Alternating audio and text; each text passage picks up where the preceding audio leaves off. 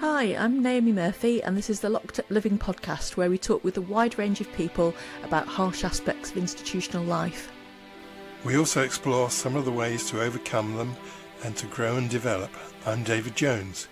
So join us every Wednesday morning, 6 o'clock UK time, for a fresh podcast.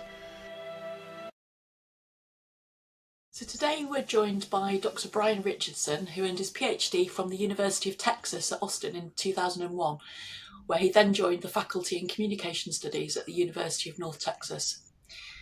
He specialised his research on the subject of organisational whistleblowing, crisis disaster communication and sports communication, and is now a professor in the same department.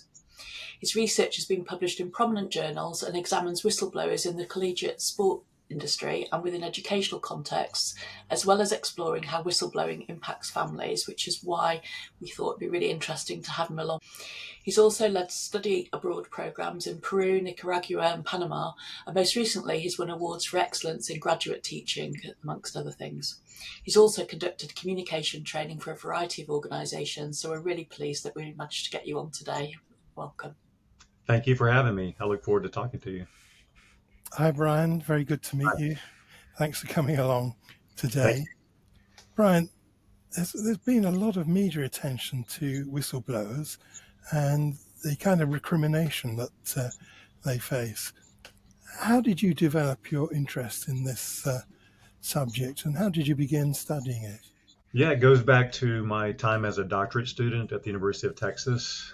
I, like many graduate students, had ideas about what I wanted to research when I was there. And while I was at the university, in the United States, college sports is a very big industry. A lot of money's at stake. A lot of state pride is at stake. It's almost as intense as European soccer, in many ways. And while I was there, an interesting thing happened. A little news story happened that one of the college basketball players sort of blew the whistle on his coach for abusive behavior.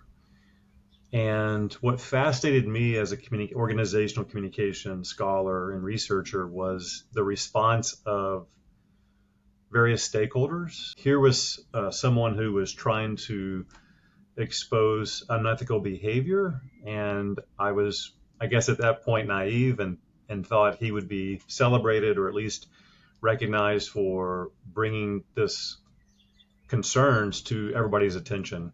But the opposite happened, and what often happens in whistleblowing cases was he was roundly attacked, slandered. He happened to be from an affluent part of the state, and so people mocked him for being a rich, spoiled child. So bringing his financial situation into the discussion. And it just all seemed very odd to me, and an interesting phenomenon. And so why would we tell our children to teach, to talk the truth, to speak the truth, to raise concerns, but then punish them so vigorously when they do that as adults? And so just thinking about that conundrum, kind of spurred my interest into wanting to know more about this topic. So that's kind of a little story. And then I did my dissertation on organizational responses to wrongdoing, unethical behavior. And that kind of launched my research practice into this topic.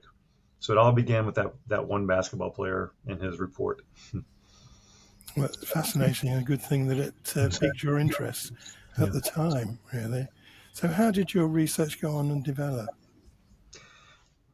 Well, I took that experience from graduate school, and one of the first research projects I really got into the weeds on this was looking at whistleblowers within that context of collegiate athletics. Again, it's an American phenomenon, the intense interest we have in college sports.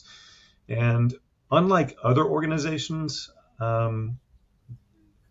college sports has fans, people who are like consumers or customers would be to a traditional organization, but they are much more vociferous, much more passionate about their fandom. And so I wanted to know how whistleblowing dynamics changed in that context. And so my initial forays into whistleblowing was really focused on whistleblowers in college sports.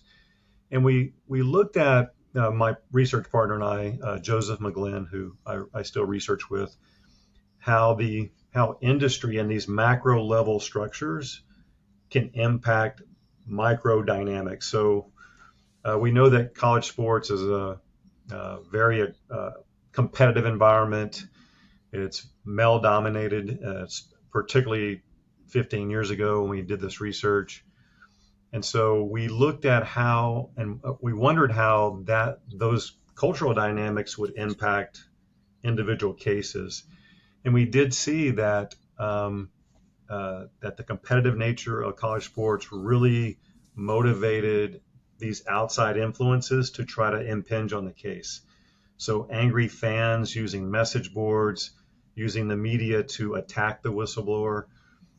It's a very masculine environment, so a lot of the retaliation was sexual in nature, meaning that the connotation was this person's having an affair with the coach and they're trying to get revenge. The whistleblower, there was homosexual slurs used against the whistleblowers, so trying to almost emasculate. So we wanted to understand those dynamics, and they bore true. They came out kind of as we would expect, and we saw that how the industry could then impact whistleblowing processes.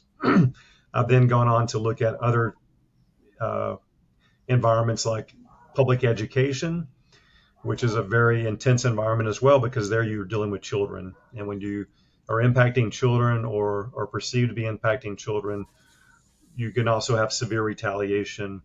And so there's a big emphasis in those contexts on protecting the reputation, obviously, of most organizations. That would be true, to show that we are an honorable organization. And so, again, we see this passionate stakeholder group, educators or administrators, really pushing hard against anybody attempting to report wrongdoing in their schools. And so, quite a bit of my research has looked at how these macro level forces then influence whistleblowing processes. And it tends to bear out that things that are talked about at the higher levels, like at the administrative level, even the state level, and the way we talk about education, can then impinge on people attempting to reform these efforts, reform schools and universities. That's fascinating, Ryan. I mean, this is perhaps a bit of an aside, but I can remember watching a couple of Buster Keaton movies many years ago where this kind of college sport featured. So the competitiveness has been around for many, many years. Yeah. Where does it come from? Well, the United States is very good at commodifying anything. So I teach a communication and sport class, and we talk about how we commodify things. We take something that might have been meant for just pure pleasure, and we monetize it. We figure out a way to make money from it. And so that happened in college sports, historically speaking. Historically speaking, in the United States, we have taken college sports and said, the powers that be have noticed that we can make money from this through television revenue, primarily through attendance at sporting events. And so where you might see in other countries, sport is almost an aside. It may be an extracurricular activity that students participate in, but it never would impinge upon the academic mission of a university in other countries. Whereas in the United States, because it has been commodified and there are billion-dollar contracts for television to program sports, there's a lot of money at stake. And when there's money at stake, obviously, someone who attempts to reform or speak out against unethical behavior is going to be treated in a very negative manner, which, typical of whistleblower retaliation we would see. So I think that's kind of the link to it, is as the more we've commodified college sports in this case, the more power has been accumulated to it or given to it. So if you're an individual trying to speak out against to try to reform that power or correct some behavior, you're probably going to get quite a bit of pushback. So that's kind of the history of how that I think that manifests. Thank you very much. Fascinating. So I guess from what you've been saying that most of the whistleblowers you encountered weren't particularly troublemakers. They were victims rather than troublemakers. Is that right? Yeah, many of the whistleblowers I've interviewed through the course of my research, I would describe many of them as idealists more than troublemakers. They are not all, but many are people who see things more in black and white tones and less than gray tones, meaning they might see something that looks suspicious or concerning behavior. I think a lot of people then try to rationalize it and say, oh, I'm going to ignore that because it doesn't hurt me personally, or if I get involved, it's just going to create more work for myself. I think whistleblowers, at least many of the ones I've interviewed, they don't have that blur. They don't dim it like that. They see it as, if it's wrong, we need to recognize it and call it out. If it's right, we can let that continue, obviously. So they tend to be idealists, and many of them also have in their story, their life narrative, something that happened that kind of changed the way they saw things. I'll give one example would be, I interviewed a whistleblower who in his childhood, I believe his father was found to be engaged in some sort of unethical behavior at his workplace. And it really affected, as it would most children, affected the way he saw his family dynamic, his father, but also the way he saw that sort of behavior. And it transformed in him a mindset that we need to call out all wrongdoing because it harms people, it harms families. And I saw that trend in many of the whistleblowers I've talked to, that something happened in their childhood that caused them to really to not rationalize wrongdoing, not to allow it to persist in any way. We need to stop it. And a lot of it's rooted in some sort of childhood experience they had. So I thought that was interesting. They're not troublemakers. They're firm believers in that we should always strive to do the right thing. Has been my experience. Perhaps just ask, just really for the sake of listeners as well, really, just we're talking about whistleblowers, and for a lot of Joe public, they will think that means perhaps going to the press, but actually most people who speak up about wrongdoing, whether it be work, sport, wherever, they're not going to the press. They're raising it in-house, aren't they? Was that true of the population you studied? Yeah, overwhelmingly, whistleblowers attempt to fix things locally. They report it to a supervisor, a manager. They may talk it over with their coworkers, but they want it fixed, right? They don't want to bring attention to the organization in most cases. They want the problem fixed. And they'll go through a series of progression. They go to maybe their immediate supervisor. If they don't get good results, they take it up higher and higher. And then when they get no results and they're defeated within the organization, they might look to go external. But even then, they often will go to maybe an attorney or maybe a regulator. They don't typically seek out the media first. And in some cases, the media happens to learn about the story before they have before they have exposed it themselves. I think it's pretty rare that the whistleblower goes to the news media first. That's more of a rare occurrence in my experience. They just try to solve it and want to get on with their lives in that same organization. So they start local and typically don't get the results they expect. Sounds like they go through a process of disillusionment. Yeah, I think that's a great word to describe. And I listened to some of your podcasts that you've done before, and I heard the term moral injury. And I think that is a good description of what happens to whistleblowers as well, is that, they've come to believe that adults and managers and employees will do the right thing in organizations and will tell the truth and will treat people with respect and dignity, and business can be done in a proper way. And they are disillusioned, a great word, as they learn that in some cases that's not true, that people can be very cruel in professional context, and it's a form of moral injury when they have believed that business can be done ethically and people will treat each other with dignity and respect, and then they see the opposite, and it affects them to their soul. Like, how could this be? I thought we were decent people. And so I like that word disillusionment is very true for many of the whistleblowers I've interviewed. Thank you, Brian. So you've mentioned families already, and of course some recent research that you've done examines the impact of whistleblowing on the families. Can you tell us a bit about that research?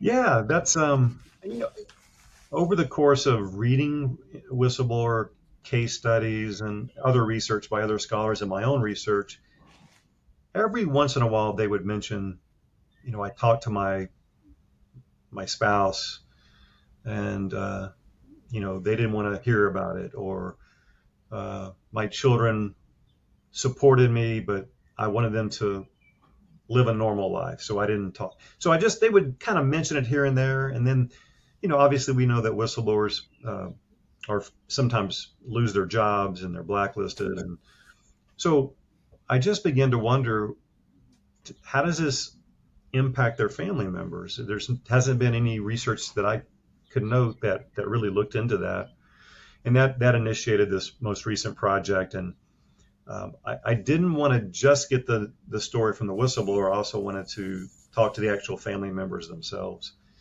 And so through a process of reaching out and identifying whistleblowers, and there's different ways that I do that, I would interview them often about how it affected their families. And then I would ask, can I interview a family member? And I ultimately interviewed, I think it was 16, 17 whistleblowers about their family dynamic, and then about the same number of family members. So I wanted to get that 360 degree perspective. I think that's the word I'm looking for.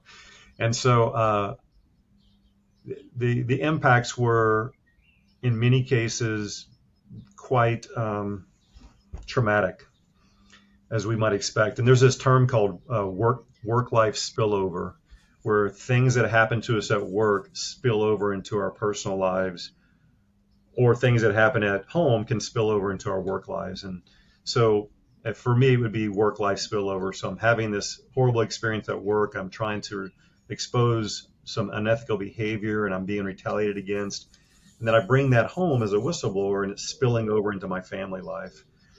And I basically noticed, kind of looking at this group of people, these three different patterns that emerged. And I called them I focused it on family identity. All families have identities. You may have a sports family or an education family, a close-knit family. There's just different ways we might characterize our families. And for me, in looking at the whistleblowers, I noticed sort of three patterns. And I'll just quickly go through those. So one was what I call the affirmed families. So they managed to navigate the whistleblowing experience in ways that kind of affirmed who they were. And I'll give you an example. I interviewed one family that I interviewed the whistleblower's wife, and she said, we've always been social justice warriors. We always are calling out concerns. We are cognizant that people are abused, and we want to always address that. And so for them, the whistleblowing experience, which became quite nasty, was something that they were able to absorb fairly easily. I shouldn't say easily. They absorbed it and managed that process because that was who their family was. So they affirmed their identity. Then we have what I call the fragmented families. And those were the ones that the whistleblowing actually kind of broke them in some way. For example, there was one couple that became divorced, and the whistleblower interviewed said she believed it was largely because she was trying to correct a wrongdoing at work. In this case, it was uh, a school for children with learning disabilities, and she noticed they were being abused, which would be a problem for most people. And she began to report that and really speak out against it. And her spouse was not accommodating to that and felt that she was unnecessarily bringing attention to the family and to the problem. And it caused a lot of tension between them and a lot of stress. And ultimately, their marriage didn't survive. And so I saw that was my second identity, was it fragmented the family in some fundamental way. The other was being estranged from adult children. The whistleblowing experience was so toxic for the family as the children were young, that now that as older adults, they had kind of distanced from their parents. And the whistleblower that I interviewed she cried during the interview as she talked about this sort of estrangement. And she said it was, largely blamed it on the whistleblowing retaliation she received made things unpleasant. And the kids did not want to be reminded of that as they got older. And then the last group that I looked at or would recognize was what I called the wounded families. And they were still trying to, in many ways, process the whistleblowing experience. So, whether it be job loss or, so what happens to a lot of whistleblowers is they either can't stop talking about the situation or they don't want to talk about it. They kind of bounce back and forth, at least in my research. And so in some cases, nonstop talking about it kind of wounded the family, caused conflict. Can we please stop talking about this? In other cases, there was not enough communication about it. And so the whistleblower internalized everything, which caused them a lot of stress, like literal physical discomfort over time. And that affected the way they talked within their family. And so when I interviewed those families, there was almost a sense of sadness as they talked about the case. Like my partner, their career was so promising, and then they did this, and their career was completely changed, and it's just like a sadness that hung over them. And so that's kind of how I captured the whistleblowing's effect on the families. In some cases, it didn't have this significant impact. It kind of affirmed who they were. In other cases, it actually kind of broke them up in some ways. And in some cases, they stayed together, but it was like a sense of constant or maybe, submerged sorrow or sadness or grief over this case that cast a pall over their family experience. So it had a significant impact on many of the families that I interviewed in those ways. Thank you. And of course, you're a communications expert, aren't you? So do you think seeing the families through that particular lens helped you in this research? Yeah. So, the question I ask in the research is, how did these different family identities come to be? And as a communication scholar, you're right, I'm kind of looking at what communication dynamics could play a role. So, for example, the oversharing or undersharing, that was significant for many of these cases. So whistleblowers, going back to the moral injury and trying to make sense of what's happening, they sometimes will just talk. That's almost all they want to talk about. And it makes sense, right? Their complete view of the world has been turned upside down, right? And so they're trying to make sense of it. And they want an audience that'll listen to them and say, I understand you, I want to help you. And it's so hard for them to find that audience. So they talk about it a lot. So I basically make a case in the paper that over talking about it is problematic. The family needs to have other experiences, right? Under talking about it, so not talking about it at all, is problematic because the whistleblower they're absorbing all the stress themselves. They become damaged, and then they can't function as well as they would in their families. So I basically argue in the paper that and the families that were more successful at handling this, they constantly negotiated how much they were going to talk about it. There's a lot of conversations about how they would talk about it. So, are you ready to talk about it today? So they might ask a question like, are you ready to talk about this today?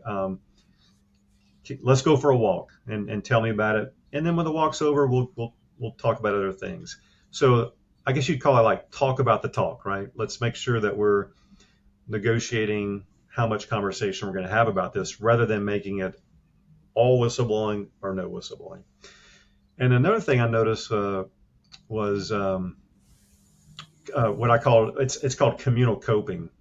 It's so social support is important, also like supporting the whistleblower.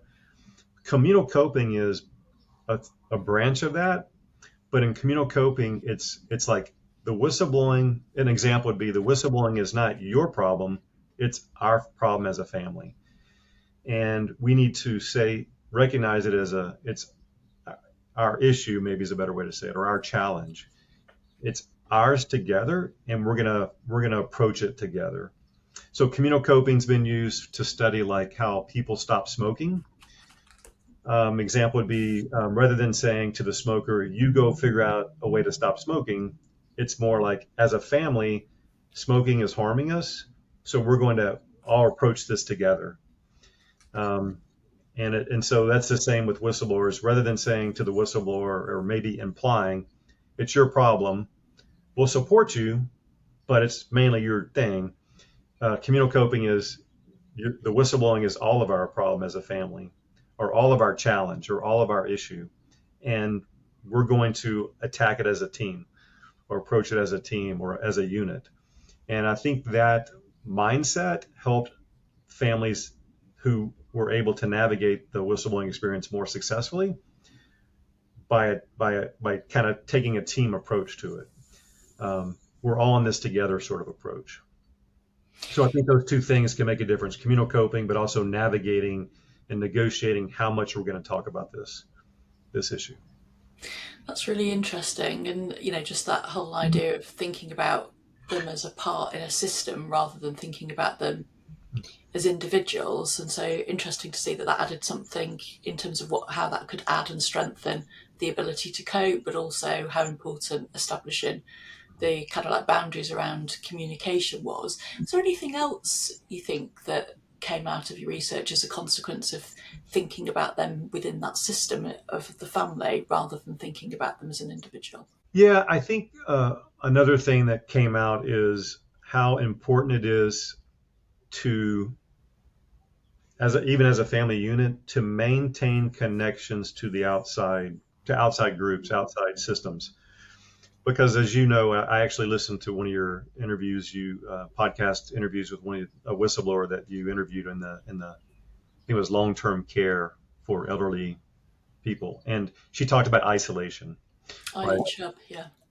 Yeah. So another pattern that we see in whistleblowers is they become isolated, and that's through job termination, people not wanting to associate with them because they're stigmatized, things like that. So that becomes true for some families as well. They became isolated. Like people that were in their network of friends and social support wanted kind of cut off ties with them in some ways.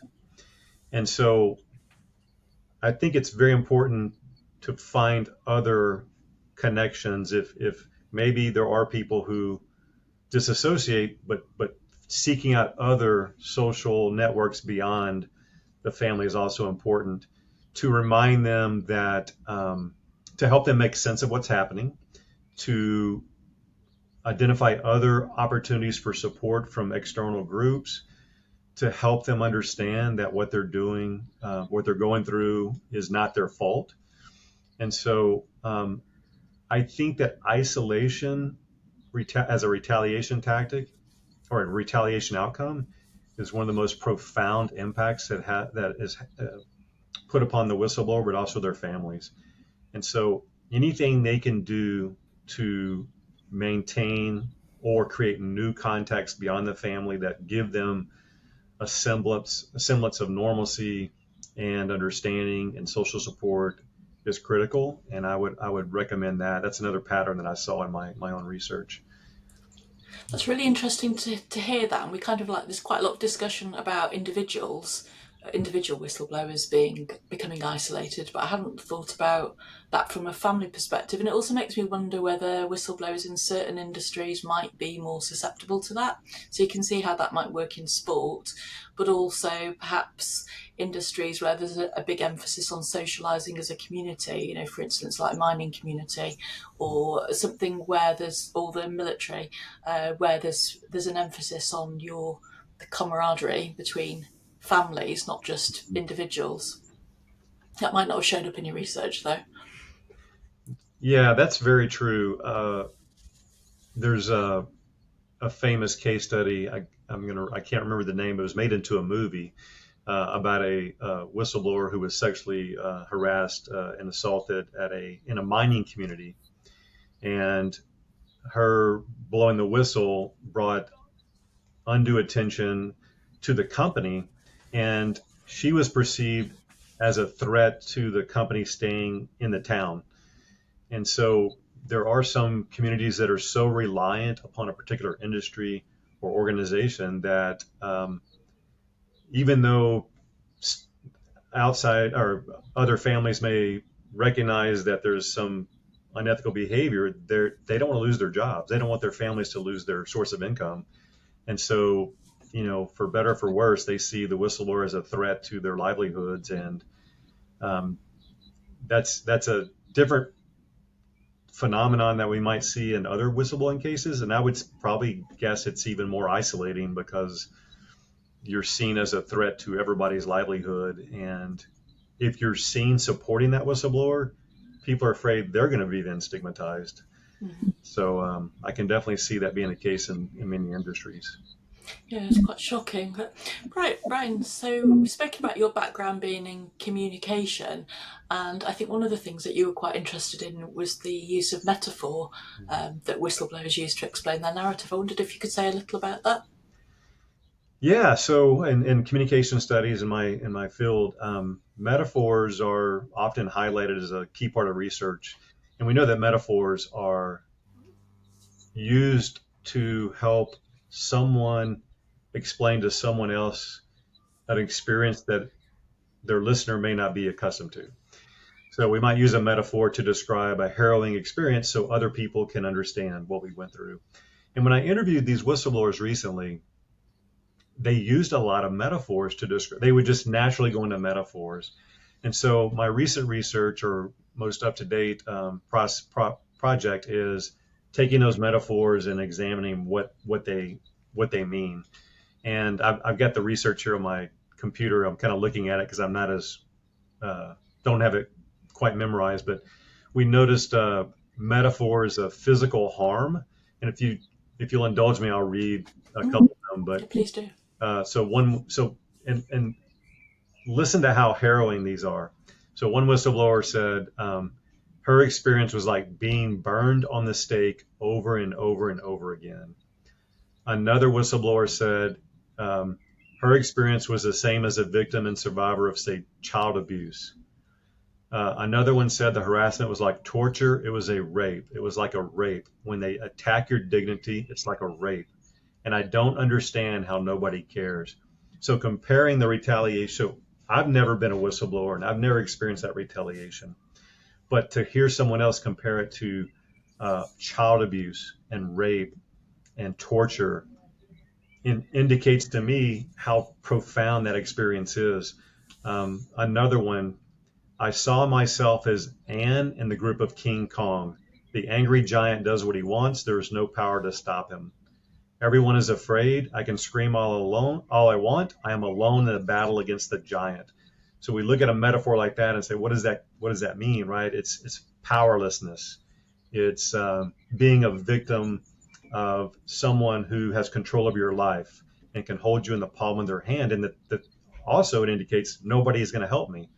They're afraid of the giant as well. And so we're beginning to kind of work through these and show like how they indicate physical harm, mental harm, isolation, which we talked about, and some of the things that are just really to help your listeners see the impact on these whistleblowers. things like, I'll give you another one. It was the most stressful time of my life. It was 4.5 years of not being able to sleep, knots in your stomach, uh, health problems directly related to stress. 4 years of knots in your stomach, not being able to sleep, hurting from the inside was another one. So you just see like the metaphors do a great job of connoting just how traumatic this experience is. There was comparisons to PTSD. One of my whistleblowers had served in the military and had gone through combat.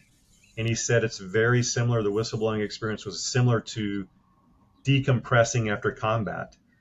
I mean, those are such powerful allegories or stories of help people relate to, yeah, this is a very traumatic experience. And the other piece to a lot of these is I want an audience to listen to me. And people, they can't find a receptive audience. And so that, I think that increases their moral injury as well. Absolutely. I've worked with a lot of whistleblowers who I would say do qualify for a diagnosis of post-traumatic stress disorder, and I've also worked with survivors of childhood sexual abuse, and I guess what's common to both is that kind of lack of someone to listen to and validate their story of the wrongdoing. I was struck by the use of, the idea of being defiled that's there in, the really powerful metaphors. But I think, the research on whistleblowers is quite often they've been exemplary employees, often, performed at an exceeded level. So they're people who've prided themselves on their reputation and doing things with integrity, and then often depicted in a way that's, character assassinates their character. So you can understand why people have that sense of being defiled by the process, really. But I think those anecdotes that you pull out from the material of your research, very, very powerful in terms of conveying how bad it can be for people. I think there was some research that found that actually the process of recrimination has such a bad impact on people's physical health that it's actually worse than cancer, in terms of the impact, not just psychologically, but also in terms of their overall levels of health after going through this kind of process. Yeah. Horrible. I think it's great that you're able to bring out the detail of these, as you say, very harrowing situations. Mm-hmm. But I can't help thinking that the shorthand for what you're describing is bullying. Whistleblowing brings forth bullying. Yeah. Yes. As I was thinking about why does this happen? Why or how does it happen? And I was able to interview one whistleblower who gave me a great analogy that kind of makes me think of bullying as well. And he was severely retaliated against. He was a military contractor. He was in a military contractor position, and I don't want to go into too many details to protect his identity, but he blew the whistle against what he saw as systemic abuses of soldiers. I'll put it that way. And then he encountered the retaliation we've been talking about, but he began to research his experience, and he stumbled upon this concept I think is really fascinating and kind of relates to bullying. So it's called Zersetzung. All right, it's an East German term or German term, and he found that the East German secret police, when they wanted to confront an enemy of the state, they wouldn't visibly attack them or visibly strike out against them, because they wanted to maintain an air of legitimacy. So what they would do instead was this Zersetzung process, which is a no-touch form of torture. So we're going to torture you without touching you. And specifically, they would do things to isolate the person systematically. They would fall reports about their jobs that were false, but that would cause the person to lose their job. They would start rumors in the community that would cause people to want to distance from this individual. And over time, the individual is noticing that everything that anchors them to the world, their job, their family, the social clubs they might belong to, are being severed. And they're not sure why in this case. They may suspect it, but they're not exactly sure because it's done in a very secretive way. But the idea is that by cutting all these anchors to these things that give us our identity, you can drive the person mad. You can cause them to just sort of, completely isolate themselves and sort of crumble under that pressure. And he compared that to the experience he had gone through. And there is some comparison there that rings true in that not all whistleblowers go through these sorts of levels, but I've certainly talked to some that's like they lose their job. So they lose that connection. Their family and friends. We talked about how in the community, people may disassociate with them because they're stigmatized. So they lose that connection. Their family, they may have family members who say, why did you do this to our family? They may lose those. And so you can see how systematic it can be to where they're just gradually cut off from those things that give them support. And I haven't researched this. I'm just curious, like how systematic and intentional is this on the organization's end? Or do they mindfully retaliate, or is it sort of happenstance retaliation that ends up in these outcomes? I'm not sure, and that's something I haven't investigated, but it does make me wonder, is there conspiracy or collusion within the organization? Hey, let's go get this person, or does it happen more accidentally? I'm not sure, but there's certainly in some cases it feels very purposeful. I love that that analogy actually, because I think that does fit for many people. I wondered if you could spell it actually, because I do want to. Yes, I've got it right here. It starts with a Z. So ZERZETSUNG.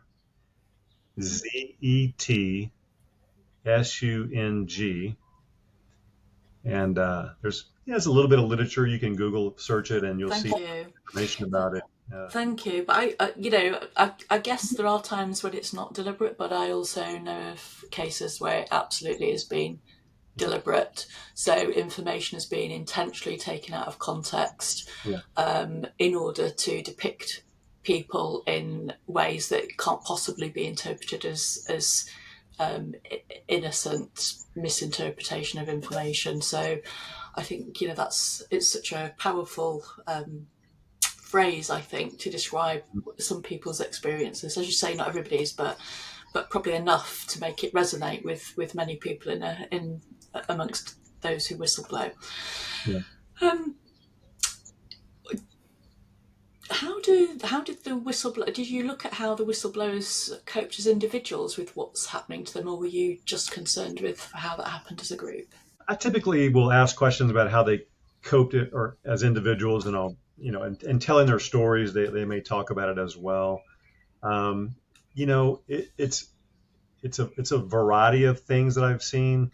Some things that come to mind. Some people rely on their religious faith, their religious beliefs. I can recall an interview, whistleblower I interviewed who spoke very matter of fact about as a Christian, I'm called to do the right thing, and I'll, that's just what I do, and kind of leaning into religious beliefs to support or to manage the stress that they were going through. Others coped by physical activity. Actually, was quite pronounced by several whistleblowers. Going for, I can remember two in particular, going for long walks with their spouse every day and just decompressing and talking about what they were going through. I think I mentioned this one earlier. And then when we get back to the house, it's back to normalcy. And another one who took up long distance running and long distance swimming. And I bring those up to say that just gives me further indication of just the amount of stress piled upon their shoulders, that you're needing, that going for marathon long runs or marathon long swims, for a lot of people to be like, I have no interest in that. That's too much. But to relieve yourself of the stress, that physical activity helped them unburden, I guess you'd say. Others that I've interviewed relied on social support, talking with others.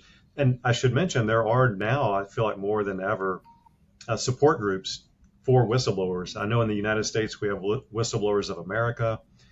I believe there's one called the Lamplighter. Maybe it's just called the Lamplighter. That's for police officers who have blown the whistle.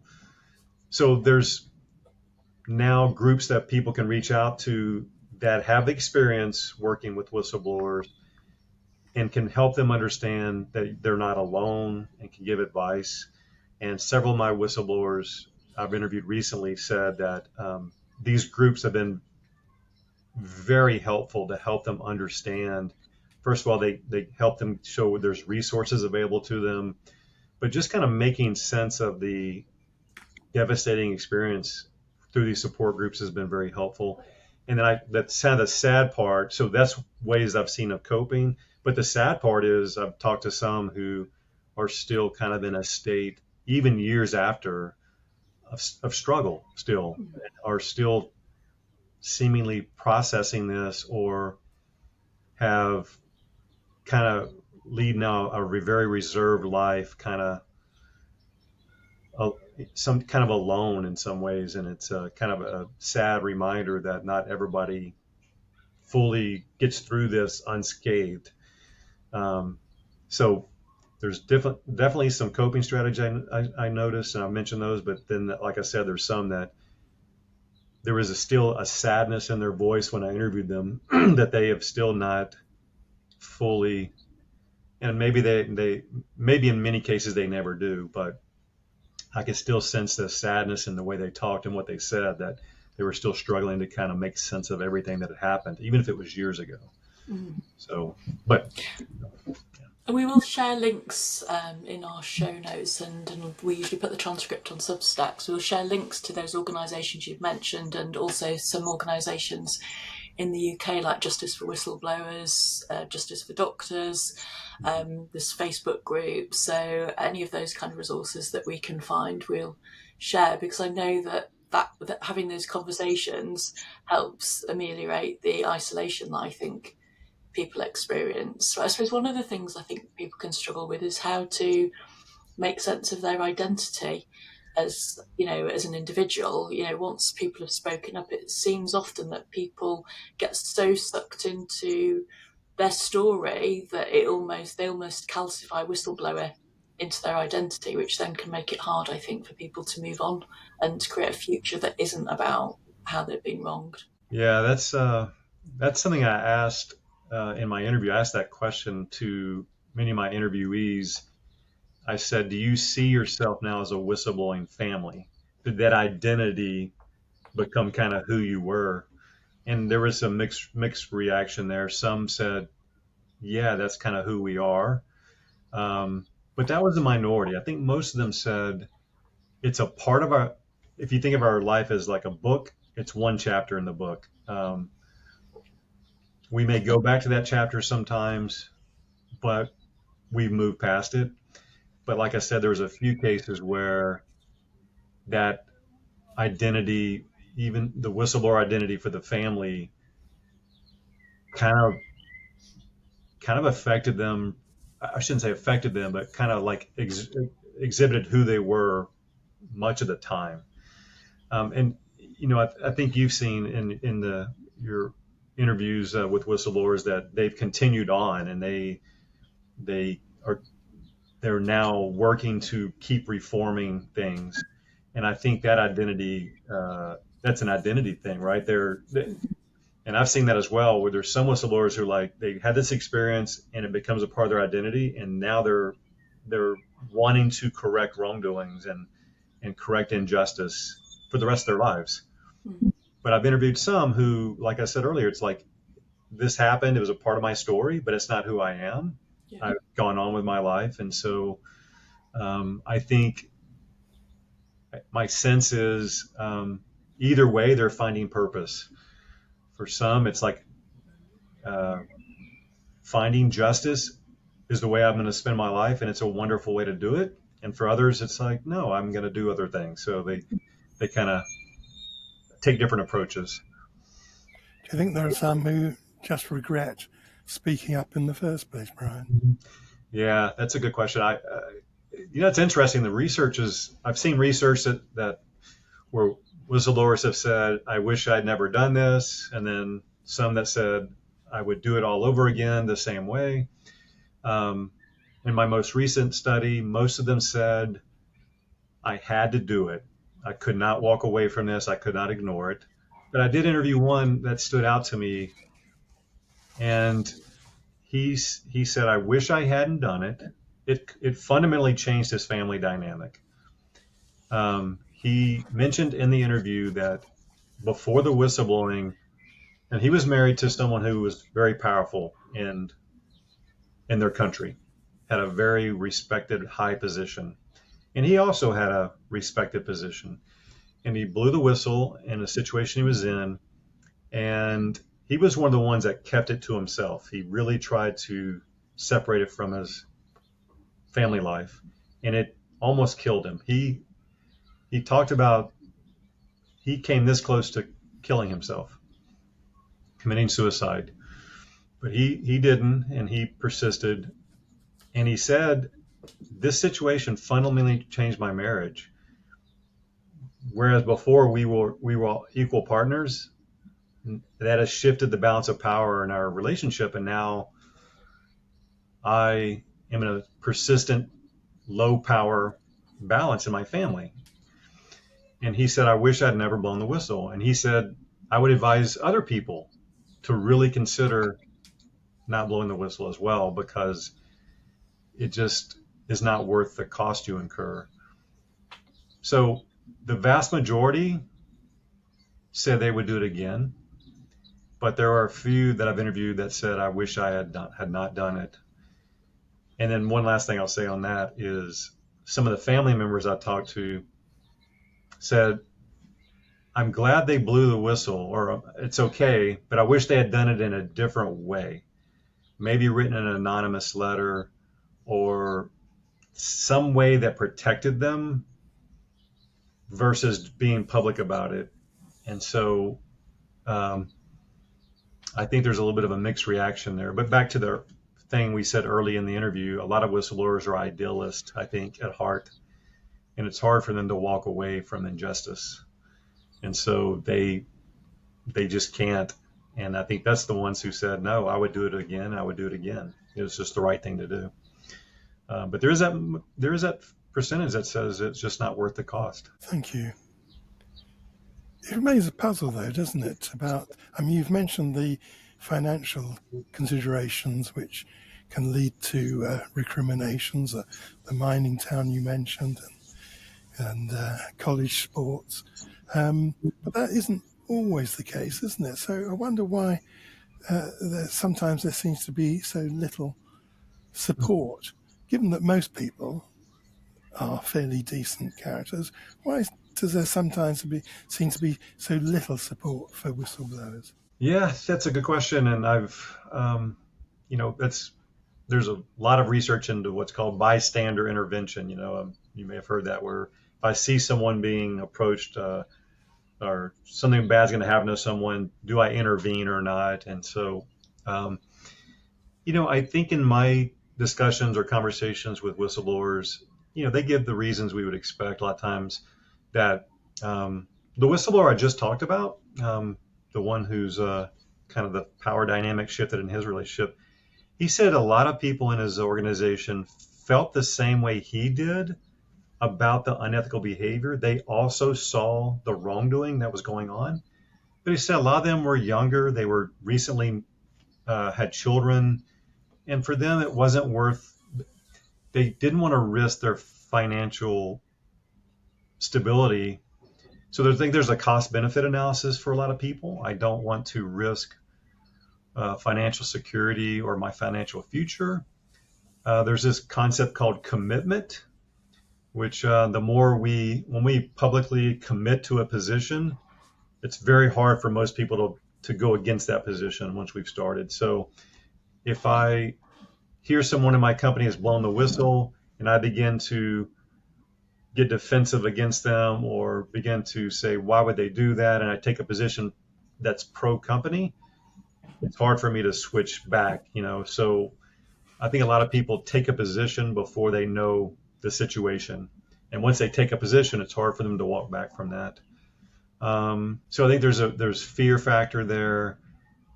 People rationalize it as well. I think it's easy today to see how much corruption there is in organizations, to say it's going on everywhere. Why, that's just a part of our economy. Wrongdoing or unethical behavior, corruption is so woven into our system, we can't really fix it. It's too much for me to fix as an individual. I think that's a reason people ignore it or don't support whistleblowers. And I think it goes back to, too, even as children, when a child tattletales, even children may be reluctant to go befriend the tattletale. And I use that term, and it's pejorative, right? It's not, it's a term that's used on a playground, but I don't want to be associated with this person who did this, because I'll be bullied. And so I think it's some self-preservation going on there as well. I'm interested to watch the Boeing case. I don't know if you were following that. Yes. So there's been a small number of whistleblowers that's growing. And I'm hoping, as a citizen, that there's strength in numbers, and that remedies can be brought, and that organization can be turned around in a responsible way, because of the voice of so many versus one person trying to do it alone. And I think that's what I hope a lot of companies are. It's such a wonderful thing to see that kind of support given to one person, so they're not having to do it by themselves. And you get social support, you get a stronger argument, you get more evidence. And so hopefully that'll be a trend we see moving forward, that people can attract that support both within the organization and externally to move a case forward. Yeah, definitely strength in numbers. Although I think, was it John Barnett, the guy who was found dead and under possibly suspicious circumstances? And again, you think actually, if there's many of you, many are harder to take on than, whether he killed himself or whether something darker and more sinister happened. The more people that speak up, it offers some kind of protection, doesn't it? But I'm conscious of the time, Brian, and so probably brings us to our last question, really. But if we dig into stories of whistleblowers, they're often exposing a really dark side to institutions, bad or unethical practice, the risk of harm to service users, sometimes even atrocities. How have you maintained your own emotional well-being whilst researching this area? Very similar to that whistleblower I mentioned earlier, who took the long walks with his spouse. So interviewing whistleblowers can be, it's a form of emotional labor, I guess. And I mean that in the best way possible, meaning I really have high admiration for these individuals. I always thank them for doing what's good for society, and let them know I appreciate not just their stories, but their willingness to help other people. But going for long walks with my wife and talking about what I had heard, it is hard I don't want to put myself in saying that anything I went through was what traumatic like they did, or I would say, and hearing them talk about suicide ideation, families crumbling, it is hard. And so going for long walks, talking about it with my spouse, having a colleague that I do research with and talking about it with him gives me that kind of social support. And then also I want to hope that there's a greater good coming of all this, that we are bringing attention to the whistleblower problem, and the problem being that we don't listen to them and they are harmed. And so by the more we can do platforms like this, get the word out, the more books are written, movies made, we can begin to recognize that society has treated these individuals very poorly, and we need to rally to their support. So knowing that I'm on the good side of the fight, so to speak, helps me as well. And so that's kind of my way of coping with it. Yeah, I mean, I asked you about it genuinely, as I think it's they're painful stories to hear, and actually, I think people need that research to be done by people who are capable of recognising the pain and allowing it to resonate and holding on to that, because otherwise it becomes something that's neutralised and minimised when we're talking about action that devastates people's lives. So it's great that you do that. So delighted to have you on. I believe that you're still looking for research participants, and we'll put your email address in the show notes, put a link to you. I think I connected with you over LinkedIn, and I'll put ways to contact you Yeah. in the transcript so that people can reach out to you. And I know that people in the whistleblowing community often really do want to continue to fight for justice, so they're keen to have more research available. So thanks so much. Thank you, and thank you for your wonderful podcast that's got a great purpose behind it. Great to meet you, Brian, and thanks very much for your powerful conversation. Thank you.